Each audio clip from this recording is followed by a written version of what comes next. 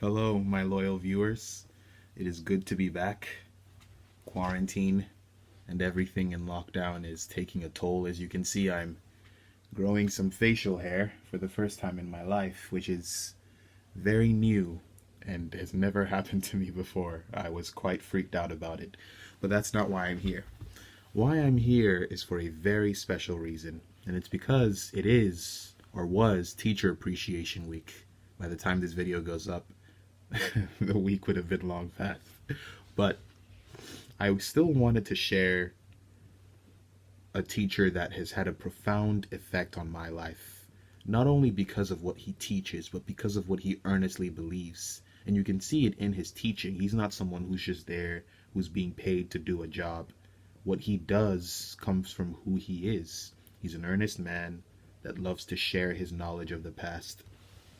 Mr. Matthew Drwenski, as you all may know, is a new teacher to Braze Oaks. He's been teaching in Yes Prep for a while, but he's a new teacher specifically to Braze Oaks.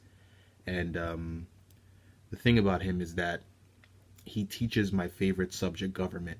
And I was always a bit apprehensive because I loved our old government teacher, Miss Ramos, who taught me AP US history, a very kind woman. And I didn't exactly know what kind of person Mr. Drwenski would be, but he was a very good, very prepared, and I wouldn't have any other person who would have been my government teacher this year.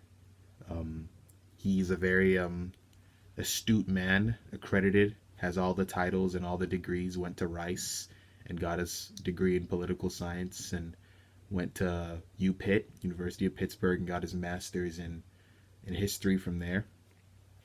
And he's generally a good, kind-hearted guy. He's the only liberal I know who owns a Remington, which is odd. And that actually speaks to his nature. Many of you may not know this, but me and Drwenski had... I would always go to his room after school, and we would argue, debate over different things. We would argue over the nature of government. We would argue over the nature of finances. We would argue over the nature of what power the president has.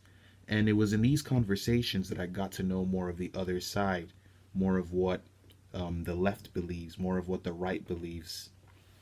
And it really made me think differently. But I would say what I appreciate most about Mr. Drwenski is how he's the kind of person that he looks into the past for inspiration. He sees all the things that have worked, he sees all the things that haven't worked, and he's an optimist for our future, whereas I'm a very, very pessimistic person about where the world is going to go.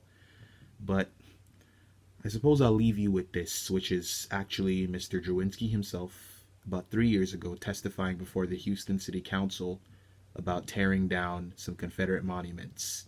And it's something that really spoke to me, and it speaks to the dedication of this man, who not only is preaching, but goes so far as to practice what he preaches and has been doing so for some time. Mr. Drwenski, you're a good friend to me, and I appreciate your guidance. And I'll always remember the lessons you've taught me about the world, about governments, about society, and about where the youth can direct things in the future. As a historian, let me make one thing very clear. We choose our history. We choose how to frame and how to venerate the past every single day. We choose what heroes to remember and what evildoers to condemn. And as a historian, if you'll let me, I'm going to tell you a little bit about the choices Houston has made in the past and ask you today to make the right choice. Tear that statue down and replace it with one that doesn't celebrate this past, one that celebrates and honors the 100,000 enslaved people brought to this state, marching in a coffle chain linked to neck to neck, celebrates those who kept their families and culture alive in the face of daily violence that we could scarcely imagine. Celebrate the enslaved Texans who killed their overseers and masters knowing it would be their last desperate act. Celebrate Virginia Boyd. She was sold right here in Houston down the street like property and then sent to an East Texas labor camp. We can't know for sure as historians, but she almost certainly died here in our state, separated from her family and in chains. Celebrate the 200,000 black soldiers who enlisted in the Union Army and fought for our freedom. Celebrate the 2,000 free Texas men who defied their state government and fought for our country over slavery. Celebrate the 47 black Texans who made it out of hostile territory to fight for the same. Celebrate those who rejoiced when General Order Number 3 was read in Galveston. Celebrate the brief moment of democracy we had after the Civil War before it was stamped out by white supremacy. Celebrate the black Texans who on the other side of that statue built a community of free men and women. Let's join with other communities across this country and other countries, in Haiti, in Jamaica, in Barbados, everywhere slavery and white supremacy have been defeated and will continue to be defeated. Let's build a different statue, a statue like theirs that celebrates our triumph over oppression.